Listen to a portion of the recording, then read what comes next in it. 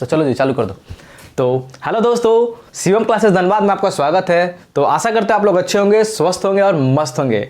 तो आज का जो वीडियो रहने वाला हर एक उस स्टूडेंट के लिए बहुत ही इंपॉर्टेंट रहने वाला है जो इस उम्मीद से इस बार एएलपी और टेक्नीशियन का तैयारी करने हैं। ठीक है, क्योंकि आपको पता है कि 2023 में एएलपी और टेक्नीशियन की बहुत ही बम्पर बहाली आने वाली, किसी भी कीमत में आने वाली है। ठीक है, तो बहुत सारे लोग इसके पीछे जी जान से लग रहे हैं। तो आज का वीडियो क्या है, किस लिए इंपॉर्टेंट है और क्यों इंपॉर्टेंट है, अभी से करना है। क्योंकि देखिए आपको पता है एएलपी और टेक्नीशियन में साइंस का बहुत ही इंपॉर्टेंट रोल प्ले होता है। और जैसा कि हम लोगों ने बोला था और आज कम्युनिटी में भी डाला था, कंटेंट के ऊपर तैयारी कर रहे थे हम लोग कि अच्छा से अच्छा बेस्ट आपको कंटेंट दे सके।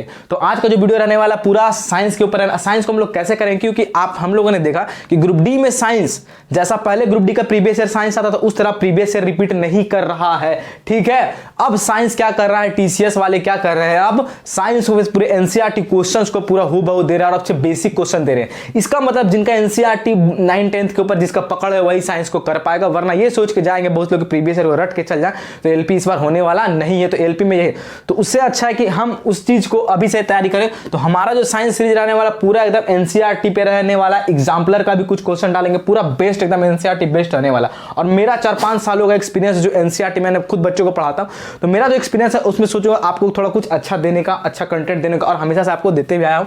ठीक है, तो बस वही रहने वाला, पूरा एमसीक्यू करें। आज पहला क्लास है, तो पहला क्लास है तो आप लोग एकदम सपोर्ट चाहिए और ज्यादा से ज्यादा आप लोग लाइक करें और शेयर करें क्लास को। ठीक है, तो चलिए इसी के साथ भौकाल सीरीज में एकदम भौकाल मचाने वाली क्लास में हम लोग स्टार्ट करते हैं। तो हम लोग का देखिए पहला क्वेश्चन क्या है। ठीक है, कुछ प्रीवियस ईयर क्वेश्चंस भी हैं, फिर उसके बाद हम लोग धीरे धीरे साइंस को अच्छे से करते जाएंगे और डेली आप लोग देखना बहुत ही मजा आएगा और बेसिक से चलेंगे। ठीक है, फिर एग्जाम्पलर के क्वेश्चंस लाएंगे, सब एनसीईआरटी के 9 10th एग्जाम्पलर जितने भी क्वेश्चन सबको हम लोग खत्म करेंगे और एनसीईआरटी पूरा बेस रहेगा। तो देखिए पहला क्वेश्चन क्या है। पहला क्वेश्चन देता है आपका 20 न्यूटन का एक बल एक वस्तु को 2 मीटर विस्थापित कर देता है ना, और 20 जूल कार्य करता है। बल और विस्थापन के बीच कोण पूछा है। तो देखिए सबसे पहले इसमें डाटा देखिए, न्यूमेरिकल बनाने से पहले डाटा को देखना है क्या क्या क्या बोल रहा है। तो गिवन क्या क्या हम लोग को दिया हुआ, इसमें आपका फोर्स दे दिया कितना, एफ दे दिया 20 न्यूटन का फोर्स आपको दे दिया है। ठीक है, अब आप बात करते हैं विस्थापन। विस्थापन मतलब डिस्प्लेसमेंट को एस से भी डिनोट करते हैं और डी से भी। तो विस्थापन दे दिया 2 मीटर का दे दिया। ठीक है, अब बात करते हैं इसमें वर्क कितना है, 20 जूल का कार्य करता है, वर्क 20 जूल का काम करता है। अब ये चीज आपको दिया हुआ, अब पूछता है बल और विस्थापन के बीच एंगल, मतलब थीटा आपसे पूछा जा रहा है कि कितना है। तो हम एक फॉर्मूला जानते हैं, वर्क का फॉर्मूला होता है W बराबर F S cos theta. F आपका फोर्स है, एस आपका डिस्प्लेसमेंट है, कॉस थीटा एंगल है। मान लो कोई ये सरफेस, इसके बीच ये कोई ऑब्जेक्ट है, तो ये फोर्स लग रहा है ना, तो फोर्स और ये ऑब्जेक्ट जिस दिशा में डायरेक्शन में जा रहा है, इस डायरेक्शन में जा रहा है, तो ये एंगल कितना क्रिएट हो रहा है, ये थीटा आपसे पूछ रहा है। बल और विस्थापन के बीच का एंगल आपसे पूछा जा रहा था। तो इस फॉर्मूला पर हम लोग पुट करते हैं सिंपली। तो W आपको यहाँ पे दिया हुआ, क्वेश्चन में कितना दिया हुआ, 20 जूल दिया हुआ है। F आपको दिया हुआ है कितना, 20 न्यूटन दिया हुआ है। S कितना दिया हुआ आपको 2 मीटर दिया हुआ। कॉस थीटा, तो कॉस थीटा आपको यहीं तो निकालना है कॉस थीटा। तो ठीक है, 20 से ये 20 कट गया, तो कॉस थीटा बराबर कितना हो जाएगा आपका, देखिए कॉस थीटा बराबर कितना होगा, यहाँ पे हाफ हो जाएगा, 2 इधर चल जाएगा तो नीचे आ जाएगा तो हाफ हो जाएगा। और ये हाफ कॉस थीटा किसके बराबर होता है आपका, 30 डिग्री के। किसके बराबर, साइन 30 कितना होता है, 1/2 है ना, तो ये 60 डिग्री के बराबर होगा। तो थीटा बराबर कितना हो गया आपका, थीटा बराबर 60 डिग्री, आपका ये आंसर हो जाएगा। ऑप्शन नंबर ए आपका राइट आंसर है। तो उम्मीद करते हैं आप लोगों को समझ में आया होगा। ठीक है, बहुत ही अच्छा ये क्वेश्चन था, तो याद रखना है। ठीक है, और बल कैसा राशि है, बल एक सदिश राशि है। अगर वर्क पूछेगा, वर्क कैसा, अदिश राशि है, क्योंकि बल में क्या होता है परिणाम और दिशा दोनों ही होता है, लेकिन वर्क क्या है, अदिश राशि है। ठीक है, उसमें सिर्फ परिणाम होता है, जैसे काम हो रहा है। ठीक है, कोई भी काम होता है तो बस उसमें क्या बोलते हैं, इतना जूल काम हो, लेकिन कोई दिशा नहीं होता, इसीलिए वर्क क्या है आपका अदिश राशि है, जबकि बल सदिश राशि है। ठीक है, अब बात करते हैं अगला क्वेश्चन। देखिए यांत्रिक ऊर्जा, गतिज ऊर्जा और डैश का संयोजन है। मतलब यांत्रिक ऊर्जा किसका, गतिज ऊर्जा और किसका संयोजन है। तो उससे पहले एक चीज आप लोग जान लीजिए कि यांत्रिक ऊर्जा को इंग्लिश में क्या बोलते हैं, मैकेनिकल एनर्जी। तो यांत्रिक ऊर्जा मैकेनिकल एनर्जी बराबर होता है kinetic energy plus potential energy. Kinetic energy को क्या बोलते हैं, गतिज ऊर्जा, और पोटेंशियल एनर्जी को क्या बोलते हैं, स्थितिज ऊर्जा। तो ये आपको याद रखना है, यांत्रिक ऊर्जा बराबर होता है kinetic energy plus potential energy. मतलब यांत्रिक ऊर्जा जो होता है गतिज ऊर्जा और स्थितिज ऊर्जा का संयोजन होता है, सम होता है। अब याद रखते हैं गतिज ऊर्जा का फॉर्मूला आप लोगों को सभी को पता होगा, फिर भी लिख के ही बराबर हाफ mv²। यहाँ पे m मास से भी वेलोसिटी है। स्थितिज ऊर्जा मतलब पोटेंशियल एनर्जी बराबर क्या होता है mgh। यहाँ पे क्या ये मास है, ये ग्रेविटी है 9.8 है और ये h है हाइट है। अब बात करते हैं गतिज ऊर्जा के बारे में। समझिए गतिज ऊर्जा होता क्या। तो कोई भी वस्तु जब गति में हो, कोई भी वस्तु गति के कारण जो उसमें ऊर्जा निहित होती है, कोई भी वस्तु अगर गति में है उसके कारण उसमें जो ऊर्जा निहित है उसको बोलते हैं गतिज ऊर्जा। जैसे कोई व्यक्ति साइकिल चला रहा, तो साइकिल गति में है तो उसके कारण उस साइकिल में कौन सी ऊर्जा है, गतिज ऊर्जा। जैसे ही ब्रेक लगेगा है ना, ब्रेक लगेगा तो क्या, अब वो स्थितिज ऊर्जा, रुक गया साइकिल तो उसमें कौन सी ऊर्जा है, स्थितिज ऊर्जा है। जैसे कोई भी पत्थर रखा हुआ तभी उसमें कौन सा ऊर्जा विद्यमान है, स्थितिज ऊर्जा। क्यों, स्थिति के कारण जो ऊर्जा निहित होती है उसे स्थितिज ऊर्जा बोलते हैं, है ना। अब बंदूक से निकली गोली क्या है, गतिज ऊर्जा का एग्जाम्पल है। रॉकेट जब चलता है क्या, गतिज ऊर्जा का एग्जाम्पल। और याद रखिएगा जितना ज्यादा वेलोसिटी का वैल्यू होगा जितना ज्यादा वेलोसिटी होगा वो गतिज ऊर्जा का वैल्यू भी बढ़ेगा। ठीक है, अब बात करते हैं स्थितिज ऊर्जा। तो स्थितिज ऊर्जा डिपेंड किस पे करता है, मास, हाइट पे डिपेंड करता है। मास पे भी करता है लेकिन हाइट पे भी। जितना ज्यादा आपका हाइट होगा स्थितिज ऊर्जा का वैल्यू उतना ही होगा। स्थितिज ऊर्जा देखने को प्राय हमको मिलता है इसमें, जैसे बड़े बड़े डैम होते हैं, तो डैम अगर जितना ज्यादा हाइट पे है तो वो क्या पानी ज्यादा स्टोर कर रहा है तो उसमें क्या होगा, उतना ज्यादा स्थितिज ऊर्जा। अगर छोटा डैम है तो वो पानी कम स्टोर कर रहा तो उसमें स्थितिज ऊर्जा क्या होगी, कम होगा। ठीक है, तो हाइट अगर बढ़ेगा तो स्थितिज ऊर्जा भी बढ़ेगा, है ना। तो ये आपको समझना है। तो आपका क्वेश्चन में क्या पूछ रहा था, यांत्रिक ऊर्जा जो है गतिज ऊर्जा और किसका संयोजन है, गतिज ऊर्जा प्लस स्थितिज ऊर्जा का संयोजन है। तो स्थितिज ऊर्जा ऑप्शन नंबर सी में है आपका, ये राइट आंसर हो जाएगा। इसका फॉर्मूला था। ठीक है, आपको ये याद रखना है। चलते हैं हम अपने अगले क्वेश्चन की ओर, और बस आप लोगों को थोड़ा थोड़ा सपोर्ट और प्यार चाहिए, है ना, क्लास को। अब देखिए अगला क्वेश्चन क्या, आराम से पहले क्वेश्चन को पढ़ना है, फिर उसके बाद हम लोग आराम से बनाएंगे, हड़बड़ाना नहीं है। द्रव्यमान m वाली एक वस्तु, कोई मान लेते कोई एक ऑब्जेक्ट है, ये ऑब्जेक्ट है, ठीक है, इसका द्रव्यमान क्या है, m है, ठीक है ना। एक वस्तु गति v के साथ स्थानांतरित होती है। मान ले यहां से ये स्थानांतरित होकर यहां पे आ जाती है, तो पहले द्रव्यमान इसका m था, ठीक है, तो अभी भी द्रव्यमान क्या रहेगा, m ही रहेगा। ठीक है, अब बोल रहा गति v के साथ स्थानांतरित होती है, तो इनिशियल में वेलोसिटी क्या होगा, मान लीजिए v है, ठीक है। इनिशियल में मान लीजिए कोई ऑब्जेक्ट, इसका द्रव्यमान कितना m है, इनिशियल में वेलोसिटी v दिया हुआ है ना, और ये स्थानांतरित होती है, आगे जाती है, और इसमें गतिज ऊर्जा k है। इसमें पहले से गतिज ऊर्जा क्या दिया हुआ है, k है। यदि इसका वेग दुगुना कर दिया जाए, है ना, अगर इसका वेग को क्या कर दिया जाए, जब दुगुना कर दिया जाए, वेलोसिटी को 2 भी जब कर दिया जाए तो इसकी गतिज ऊर्जा क्या होगी, मतलब अब इसका गतिज ऊर्जा क्या होगा। पहले द्रव्यमान m था, बाद में भी m रहेगा, चेंज नहीं होगा। वेलोसिटी मान लो इनिशियल वेलोसिटी इसका क्या था, v, जो भी होगा इनिशियल वेलोसिटी v रहेगा, और काइनेटिक एनर्जी किसमें, इसमें क्या k है। तो पहले, है ना, अब बाद में क्या हो गया, आपका वेलोसिटी को जब दुगुना कर दिया, अब वेलोसिटी इसका क्या होगा, बढ़ के 2 भी हो गया, तो अब काइनेटिक एनर्जी इसमें क्या होगा, गतिज ऊर्जा क्या होगा, मान लेते हैं k डैश, इसका गतिज ऊर्जा को। तो देखिए इनिशियल में जब था तो इसमें कौन सा गतिज ऊर्जा होगा, नॉर्मल वाला, k बराबर क्या होगा, हाफ mv² होगा, ये वाला होगा इसमें इनिशियल स्टेज में। ठीक है, अब जब वेलोसिटी को दुगुना कर दिया तो क्या होगा, अब गतिज ऊर्जा। तो देखिए k डैश अब निकालते हैं, तो k डैश बराबर नया वाला गतिज ऊर्जा को k डैश माने तो क्या होगा, फॉर्मूला क्या होता है, हाफ mv² होता है, तो m की जगह तो वही मास रहने वाला है, m ही लिखेंगे। v तो v कौन सा हो जाएगा, 2v हो जाएगा, तो 2v का स्क्वायर, हाफ mv² होता है ना, तो v की जगह 2v का स्क्वायर कर दिए। अब यहाँ पे देखिए हाफ इंटू m, 2 4v² हो गया। अब देखिए 4 को हम लोग यहाँ पे लिख सकते हैं इस तरह, 4 इंटू हाफ mv²। अब देखिए ये आपको दिख रहा होगा कुछ k डैश, यहाँ पे मान रहे गतिज ऊर्जा। अब देखिए k डैश क्या, ये 4 है, 4 की जगह 4 लिखे, अब इंटू हाफ mv² क्या है, पुराना वाला जो गतिज ऊर्जा था ये है ना, तो इसको k लिखिए, तो देखिए तो 4 गुना हो गया। नया जो गतिज ऊर्जा है, पुरानी गतिज ऊर्जा कितना गुना है, 4 गुना हो गया। तो वेलोसिटी दुगुना करने से कितना हो जाता है, 4 गुना हो जाता है। ऐसे भी याद रखिएगा, स्क्वायर है, अगर यहाँ 4 रहता तो 4 चौका 16 गुना होता है, जब भी रहता 8 रहता तो 8 गुना कर दिया तो 64 गुना हो जाएगा। तो स्क्वायर में हम भी हमेशा बढ़ेगा, तो ऐसे भी आप लोग कर सकते हो। ठीक है, इतना लंबा बनाने की जरूरत नहीं। तो आपका गतिज ऊर्जा कितना हो गया, 4 गुना। तो आंसर कौन सा हो जाएगा, 4k। तो 4k आपका किस में, ऑप्शन नंबर सी में है, वो आपका राइट आंसर हो गया। तो आशा करते हैं आप लोगों को समझ में आ रहा होगा। ठीक है, और कुछ सजेशन हो या कुछ लगे कि तो आप लोग कमेंट में जरूर बताएं। अब देखिए अगला क्वेश्चन, धात्विक ऑक्साइड की प्रकृति क्षारीय होती है। जितने भी धातु के ऑक्साइड होते हैं प्रकृति क्षारीय होते हैं, ठीक है। अर्थात वे अम्ल से प्रतिक्रिया कर लवण और आप जा सकते हैं, है ना। देखिए अर्थात वे अम्ल से प्रतिक्रिया कर लवण और जल का निर्माण करते हैं। निम्नलिखित में से उस धात्विक ऑक्साइड को बताएं जो अन्य से भिन्न है। मतलब क्या बोल रहा है ना कि जो धात्विक ऑक्साइड होते हैं प्राय, तो देखिए दो तरह के ऑक्साइड होते हैं, एक धातु के ऑक्साइड और एक अधातु के ऑक्साइड। तो कुछ हम लोग जानते हैं, देखिए धातु के जितने भी ऑक्साइड होते हैं, धातु के ऑक्साइड है ना, और एक हो गया आपका अधातु का ऑक्साइड। अधातु का ऑक्साइड, तो धातु के जितने ऑक्साइड होते हैं उसकी प्रकृति कैसे होती है, क्षारीय, याद रखना है, ठीक है। और अधातु के ऑक्साइड होते हैं इसकी प्रकृति कैसे होता है, अम्लीय, ये आपको याद रखना है।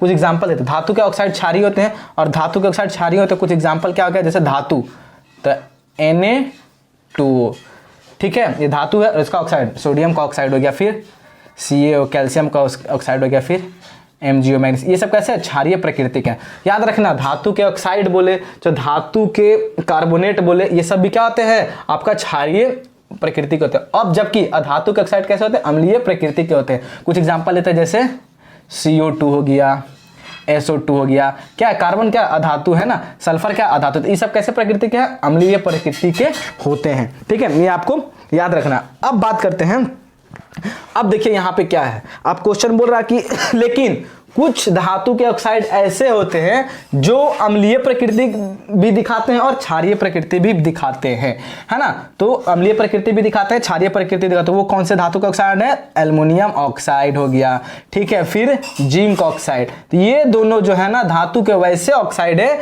जो आपका अम्लीय प्रकृति भी शो करते हैं और क्षारीय माध्यम भी दिखाते हैं, ठीक है। तो इसको क्या बोलते हैं, उभयधर्मी ऑक्साइड, क्या बोलते हैं, उभयधर्मी।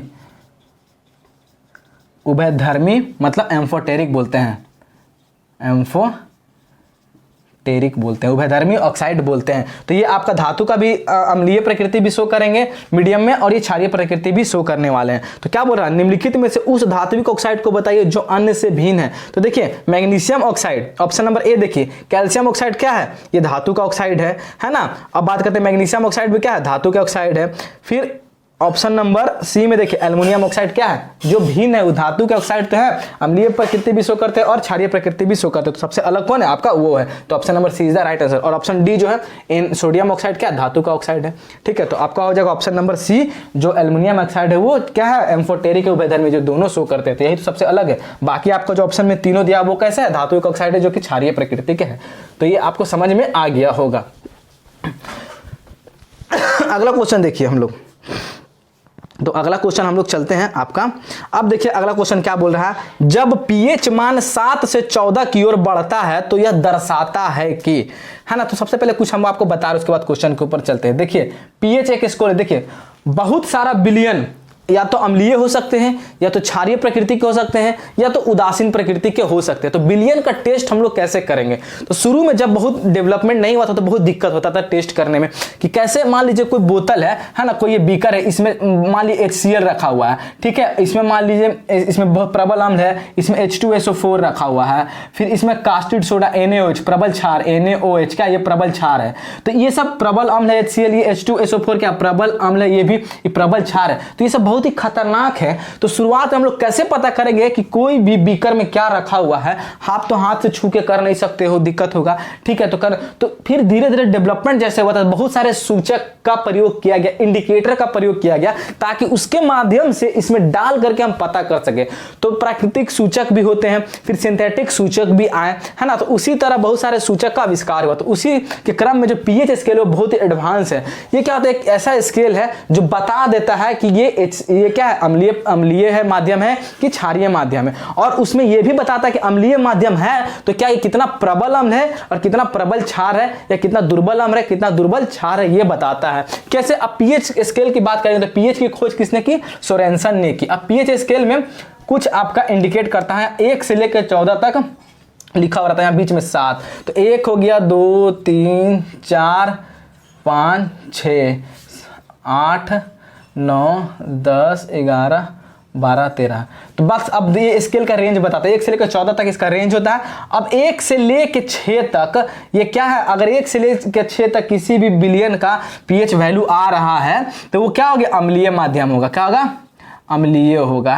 ठीक है, अब 8, अब 7 को क्या बोलते हैं, 7 अगर किसी का वैल्यू आ रहा तो क्या होगा, उदासीन होगा। वो विलयन कैसा होगा, उदासीन होगा। और उदासीन कैसा विलयन है, इसका एग्जांपल है वर्षा का जल। कैसा होता है, वर्षा का जल का पीएच वैल्यू कितना होता है, 7 होता है। लेकिन जो जमीन पे वर्षा नीचे धरती पे आ गया वो वाला नहीं, बहुत ही जब ऊंचाई पे हम लोग अगर वर्षा का जल को लें और उसको करें, क्योंकि जानते हो आप हमारे वातावरण में बहुत सारे गैस है, अम्लीय माध्यम वाले गैस होते हैं, जैसे कार्बन डाइऑक्साइड, सल्फर डाइऑक्साइड। तो वर्षा का जल तो उदासीन होता है, ऊपर से जैसे आता, फिर जैसे ही उसके कांटेक्ट में आता है तो क्या होता है, अम्लीय गैस के साथ मिलकर अम्लीय बन जाता है। तो नीचे का बात नहीं करेंगे, सरफेस पे नहीं, ऊपर में है ना, ऊपर वाला वर्षा का जल का वैल्यू कितना होता है, कुछ ऊंचाई पे उसका पीएच वैल्यू 7 होता है, नीचे आता तो कैसा होता है, अम्लीय हो जाता है। ठीक है, अब बात करते हैं 8 से लेकर 14 तक जो रेंज होता है ये क्षारीय प्रकृति को शो करते हैं। किसको शो करते हैं, क्षारीय प्रकृति को शो करता है। अगर किसी का वैल्यू याद रखिएगा, अम्ल जो होते हैं ना, जलीय विलयन में H+ आयन प्रदान करते हैं। अम्ल जो होगा वो किसी भी जलीय विलयन, कोई भी जल है उसमें अगर अम्ल डाले हैं तो वो उसमें कौन सा आयन देता है, H+ आयन देता है। इसी तरह जो क्षार होता है, कोई भी बीकर में जब अगर क्षार की उपस्थिति हो तो कौन सा आयन दिखा शो करेगा, OH- आयन शो करता है। तो समझ जाएंगे, ये तो याद रखिएगा।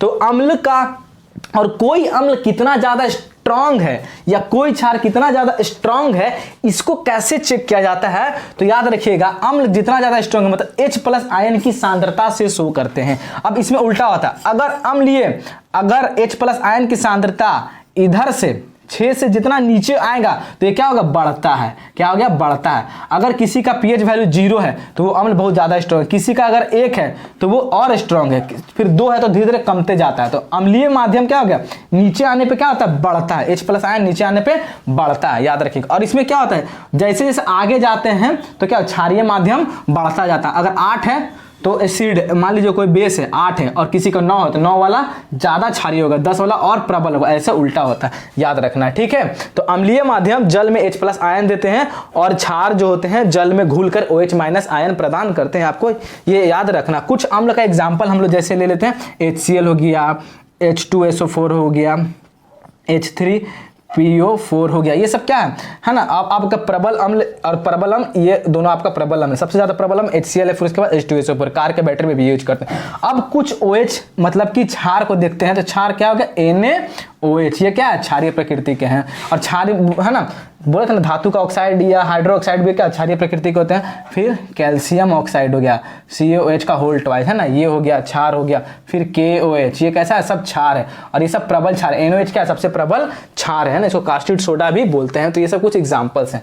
ठीक है, तो चलिए हम लोग मिटा देते हैं। तो समझ में आ गया। अब इसमें क्या बोले, सॉरी, इसका आंसर है ना, तो 7 से 14 की ओर बढ़ता है तो यह दर्शाता है। तो देखिए 7 से 14 की ओर बढ़ता है तो क्या दर्शाता है, क्षारीय प्रकृति का दर्शाता है। और क्षारीय प्रकृति तो यहां नहीं दिया हुआ, तो क्या OH आयन की सांद्रता में वृद्धि दर्शाएगा। क्या दर्शाएगा, OH आयन की सांद्रता में वृद्धि। तो क्या हो जाएगा, आंसर नंबर आपका B। क्या होगा, आंसर नंबर आपका B। इधर बढ़ेंगे तो OH आयन है ना, आंसर ऑप्शन नंबर आपका B, OH आयन की सांद्रता में वृद्धि हो जाएगा। ठीक है, चलिए हम लोग अगले क्वेश्चन की ओर चलते हैं। तो देखिए अगला क्वेश्चन आपका आ रहा होगा, न्यूलैंड के अष्टक के नियम में निम्न तत्व कौन सा अंतिम तत्व। न्यूलैंड, देखिए जब तत्वों का वर्गीकरण में पढ़ो क्लास 10 में 5 चैप्टर में तत्वों का वर्गीकरण, जब तत्वों का वर्गीकरण हो रहा था तो बहुत सारे तत्व धीरे धीरे खोज हो रहा था, तो उनको एक कैटेगरी में रख देना, मतलब एक एक कैटेगरी में सरियाया गया ताकि क्या हो सके, तत्वों का आसानी से वर्गीकरण के अध्ययन में सुविधा किया जा सके। ठीक है, कि कौन सा धातु है, अगर उसको धातु वाले को सभी एक कैटेगरी में रखना, अधातु वाले को सभी एक कैटेगरी, ताकि हमको अध्ययन में सुविधा हो। तो इसी क्रम में बहुत सारे ऐसे वैज्ञानिक थे जिन्होंने तत्वों का वर्गीकरण करना प्रयास किया। तो शुरू में तो तत्वों का वर्गीकरण धातु अधातु के आधार पर किया गया, लेकिन जैसे ही उपधातु का खोज हुआ, वो धातु का भी दिखाता है सो और अधातु का, तो कंफ्यूजन होने लगा। तो धीरे धीरे डेवलपमेंट जैसे होने लगा, सबसे पहले डोबेराय ट्राइड ने अपना तिर्यक रूल दिया, जिसमें उन्होंने 3 तत्वों को एक एक ग्रुप में बनाया। ठीक है, फिर उसके बाद कौन है, न्यूलैंड के ऑक्टेड, न्यूलैंड साहब आए 1866 में, फिर उन्होंने दिया न्यूलैंड के अष्टक नियम उन्होंने दिया। ठीक है, फिर उसके बाद आया मेंडलीफ आए, तो मेंडलीफ साहब ने सबसे पहली बार तत्वों को चार्ट के रूप में इस तरह है ना, आवर्त के रूप में, आवर्त और क्या वर्ग के रूप में सजाने का कोशिश किया। तो सबसे पहले बोले नींव किसने रखी आवर्त सारणी की, तो मेंडलीफ ने रखी, ठीक है। फिर उसके बाद आए मोसले साहब, तो मोसले साहब ने इसी को ही क्या किया, इसी को थोड़ा सा डेवलप करके तत्वों का वर्गीकरण फिर से किया और यही हुआ आधुनिक आवर्त सारणी। तो आधुनिक आवर्त सारणी की खोज किसने की, मोसले ने की, इसी को आपको मॉडिफाई करके, क्योंकि इसमें बहुत सारे ड्रॉबैक थे, ठीक है। तो इसी तरह है ना। तो अब बात करते हैं इसमें जो हमारा क्वेश्चन है न्यूलैंड के ऑक्टेव रूल के बारे में पढ़ते हैं, ठीक है। तो देखिए न्यूलैंड जो था, न्यूलैंड ऑक्टेव रूल, न्यूलैंड के अष्टक नियम है, इसके बारे में क्या। तो न्यूलैंड के अष्टक नियम इन्होंने कब दिया था, 1866 ईस्वी में। अब इन्होंने तत्वों को कैसे सजाया, तत्वों के उसके परमाणु भार के आधार पर सजाया, परमाणु भार के आधार पर सजाया, मतलब बढ़ते हुए परमाणु भार के आधार पर सजाया। जैसे किसी का एक परमाणु है, 2 है, 3 है, तो परमाणु भार के बढ़ते हुए क्रम के आधार पर सजाया गया, ठीक है। अब इनके समय में इन्होंने बोला, कि अभी तक पृथ्वी में 56 तत्व ही हैं, 56 तत्व भी ज्ञात थे। इनके समय 56 तत्व ज्ञात थे, जिनको इन्होंने बोल दिया कि आगे तत्व की खोज नहीं होगी, लेकिन इसका ये क्या हो गया, आपका गलत पाया गया, आगे और तत्वों की खोज हुई, तो इसीलिए इनकी भविष्यवाणी गलती हो गई, ठीक है, गलत पाई गई, है ना। इन्होंने बोल दिया था 56 तत्व ही हैं, ठीक है। अब बात करते हैं इन्होंने कैसे सजाया। तो हिंदी के जो सा रे गा मा पा 7 लेटर है ना, उसको इस आधार पर तत्वों को समझाया कि पहला और 8वां जो होगा आपका वो सेम होगा, इस तरह करके सजाया, ठीक है। अब बात करते हैं इनका जो अंतिम तत्व क्या था। तो इनका अंतिम तत्व, इनका अंतिम तत्व सबसे पहले जानते हैं, इनका जो था न्यूलैंड का वर्गीकरण था, ये कहां तक किस तत्व तक लागू हो पाया, कैल्शियम तक लागू हो पाया। और पता है इनका सबसे बड़ा ड्रॉबैक था कि इनका जो रूल था ना, ये कहां तक लागू हुआ, कैल्शियम तक तो लागू होकर खत्म हो गया, फिर उसके बाद गड़बड़ हो गया, है ना। और इन्होंने सजाने के लिए क्या किया कि जो कम भार वाले तत्व थे उनको क्या किया, रखा बाद में रखा, और ज्यादा भार वाले तत्व को आगे रख दिया, ताकि इनका जो ऑर्डर है मतलब कि बरकरार रहे, ठीक है, इस तरह। तो बाद में इनका फॉलो नहीं हो पाया, सिर्फ कैल्शियम तक ही इनका रूल लागू हो पाया अच्छे तरीके से, ठीक है। फिर बाद में इन्होंने कम भार वाले को एक में घुसा दिया, चाहे वो उसका प्रॉपर्टी मिलता हो चाहे ना मिलता हो, ठीक है। और ज्यादा भार वाले को पहले और कम भार वाले को बाद में रखा, ठीक है। कैल्शियम तत्व के लागे रखा। और इनके वर्गीकरण में अंतिम तत्व जो था क्या था, थोरियम। अंतिम तत्व कौन सा था, थोरियम था, तो याद रखना। तो अब इसमें क्या अंतिम तत्व की बात कर रहा, तो अंतिम तत्व कौन था, थोरियम। तो ऑप्शन नंबर आपका सी इज द राइट आंसर। तो ये कुछ फैक्ट थे, आप लोग देख लीजिएगा, ठीक है। अंतिम तत्व सी। और ये कैसा परमाणु, देखिए याद रखिए, डोबेराइनर हो गया, फिर न्यूलैंड साहब हो गए, फिर मेंडलीफ। इन्होंने अभी जो अपना तत्वों का वर्गीकरण किया था, इनका आधार क्या था, परमाणु भार के आधार पर, मतलब कम वाले को पहले, फिर उससे ज्यादा वाले को बाद में। फिर मोसले ने परमाणु संख्या के आधार पर तत्वों को सजाया, ठीक है, याद रखिएगा। अब बात करते हैं सोडियम कार्बोनेट के रासायनिक सूत्र। तो देखिए सोडियम कार्बोनेट है ना, तो सोडियम कार्बोनेट के रासायनिक सूत्र क्या होगा। तो सोडियम कार्बोनेट, तो देखिए सोडियम कार्बोनेट का रासायनिक सूत्र क्या होगा, Na2CO3, है ना, क्या हो जाएगा, Na2CO3। अब बात करते हैं ये क्या, सोडियम धातु है, धातु के कार्बोनेट। तो धातु के ऑक्साइड हो, चाहे धातु के हाइड्रोक्साइड हो, चाहे धातु के कार्बोनेट हो, वो सभी कैसे प्रकृति के होते हैं, क्षारीय प्रकृति के होते हैं। जैसे कि एग्जांपल लेता हूं, ये धातु है, धातु का कार्बोनेट है, फिर धातु के ऑक्साइड हो गया, फिर धातु का हाइड्रोक्साइड। ये सब कि अगर धातु लगा हुआ और उसमें कार्बोनेट जुड़ा हुआ या ऑक्साइड से जुड़ा हुआ या हाइड्रोक्साइड से हो, तो सब कैसे प्रकृति के होंगे, क्षारीय प्रकृति के होंगे, याद रखना है। बस इसमें क्या करेगा, आपको चेंज कर करके दे देगा। अभी Na लिए थे तो Ca ले सकते हैं, Mg ले सकते हैं, धातु ले लेंगे, और कार्बोनेट हो, ऑक्साइड हो, OH हो, तो सब क्षारीय प्रकृति को। तो ये पहचानने का इस तरह तरीका है, ठीक है, याद रखिएगा। तो Na हमसे क्वेश्चन क्या पूछा था कि सोडियम कार्बोनेट का फॉर्मूला क्या होता है, सोडियम कार्बोनेट का फॉर्मूला क्या होगा, Na2CO3, और इसकी प्रकृति कैसी है, क्षारीय प्रकृति है। और याद रखिएगा Na2CO3 में जब हम वाटर के 10 मॉलिक्यूल जब ऐड करते हैं, तो ये क्या बन जाता है, वॉशिंग सोडा बन जाता है। क्या बन जाता है, वॉशिंग सोडा, मतलब धोने वाला सोडा बन जाता है ना। और ये वॉशिंग सोडा है। अब ये कैसा प्रकृति का, क्षारीय प्रकृति। सोडा को थोड़ा चाट के देखिए कैसा लगेगा, टेस्ट में कड़वा लगेगा, बीटर इन टेस्ट, ठीक है, ये याद रखिएगा। और कुछ और फॉर्मूला बता देते हैं। ब्लीचिंग पाउडर का फॉर्मूला क्या होता है, ब्लीचिंग पाउडर का फॉर्मूला याद रखिएगा, क्या होता है, CaOCl2। अब इसका रासायनिक नाम क्या है, रासायनिक नाम याद रखिएगा कैल्शियम ऑक्सीक्लोराइड भी बोलते हैं, है ना, या कैल्शियम हाइपोक्लोराइड भी बोलते हैं, एग्जाम में आता है। ठीक है, ये हो गया। अब वॉशिंग सोडा हो गया। अब धावन सोडा के बारे में देखिए, धावन सोडा, सॉरी वॉशिंग सोडा तो हो गया खाने वाला सोडा, हाँ खाने वाला सोडा। देखिए खाने वाला सोडा है ना, आपका खाने वाला सोडा का क्या होता है, आपका यहाँ पे फॉर्मूला होता है NaHCO3, सोडियम हाइड्रोजन कार्बोनेट। अभी कैसा प्रकृति का होता है, देखिए कार्बोनेट है ना, हाइड्रोजन का कार्बोनेट है, तो ये भी क्षारीय प्रकृति का होता है। ये खाने वाला सोडा है ना, अपच के उपचार में प्रयोग किया जाता है, ये खाने वाला सोडा है, सोडियम हाइड्रोजन कार्बोनेट, है ना। और एक याद रखिएगा MgOH का होल ट्वाइस, ये क्या है, milk of magnesia, milk of magnesia. अगर पेट में अम्लता जब बढ़ जाती है तो क्षार के रूप में हम लोग क्या लेते हैं, मिल्क ऑफ मैग्नीशिया लेते हैं, और इसकी प्रकृति कैसा है, क्षार। और हमारे पेट में क्या अम्ल की मात्रा जब ज्यादा बढ़ जाती है तो हम क्या लेते हैं, मिल्क ऑफ मैग्नीशिया लेते हैं, ये क्षार है। तो पेट में पहले से अम्ल है और हम लोगों ने क्षार लिया, तो क्षार और अम्ल मिल करके कौन सा रिएक्शन करता है, अम्ल और क्षार जब मिलता है तो उदासीनीकरण अभिक्रिया होती है, न्यूट्रलाइजेशन रिएक्शन होता है, जिसके कारण हमको राहत मिलती है। तो अम्ल और क्षार जब रिएक्शन करता है तो क्या बनता है, लवण तथा जल का निर्माण होता है। इसी रिएक्शन को क्या बोलते हैं, न्यूट्रलाइजेशन रिएक्शन मींस उदासीनीकरण अभिक्रिया कहते हैं। और ये जब होता है हमारे में तो हमको रिलीफ फील होता है। ठीक है, याद रखिएगा। इसी को क्या बोलते हैं, एंटासिड बोलते हैं, एंटासिड हम लोग लेते हैं। इसी को क्या बोलते हैं, मिल्क ऑफ मैग्नीशिया भी बोला जाता है। तो चलिए आप लोगों को पता चल गया होगा Na2CO3, है ना, खाने वाला सोडा का नाम ये है। ठीक है, चलते हैं हम लोग अपने अगले क्वेश्चन के। अब क्या बोला, बहुत ही अच्छा क्वेश्चन है, शानदार जबरदस्त क्वेश्चन है। कौन इसमें बहुत लोग फंसते हैं, रट लेने वाले इसमें ज्यादातर फंसते, लेकिन बेसिक आपको ऐसा पढ़ा दूंगा इसमें कभी आपको कंफ्यूजन नहीं हो, एक भी क्वेश्चन में डाउट नहीं होगा। इसका एक बार चैप्टर पूरा कराऊंगा उत्तक।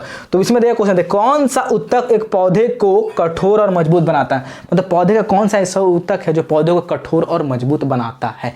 ठीक है, तो देखिए पौधे में टिश्यू के बारे में पढ़ेंगे तो टिश्यू में जो उत्तक होते हैं बेसिकली प्लांट्स में दो टाइप्स के होते हैं। क्या होते हैं, दो टाइप्स, एक मेरिस्मेटिक टिश्यू और एक परमानेंट टिश्यू। मेरिस्मेटिक टिश्यू को क्या बोलते हैं, विभाज्य उत्तक, मतलब वो उसमें विभाजन, उस उत्तक में का जल्दी जल्दी विभाजन होता है।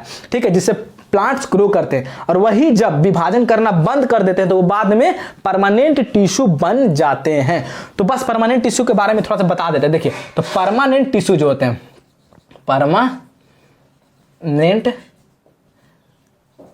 परमानेंट टिश्यू जो होते हैं दो टाइप के होते हैं, याद रखिए। कितना टाइप के, दो टाइप के, एक सिंपल परमानेंट और एक कॉम्प्लेक्स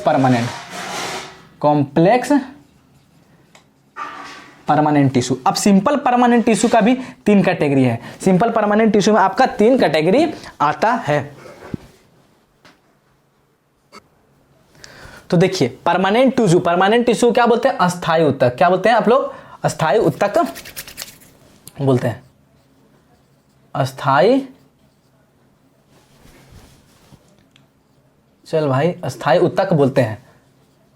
ठीक है, अस्थायी उत्तक बोलते हैं। अस्थायी उत्तक दो तरह का, सिंपल परमानेंट टिश्यू हम, है ना, और ये complex permanent tissue. Simple permanent tissue को भी तीन कैटेगरी में बांटा गया। पेरेनकाइमा, पहला है पेरेनकाइमा, दूसरा क्या हो गया, कोलेनकाइमा, इंग्लिश में ही नेम है, ठीक है, कोलेनकाइमा, एग्जाम में भी इंग्लिश में आता है, और तीसरा स्क्लेरेनकाइमा।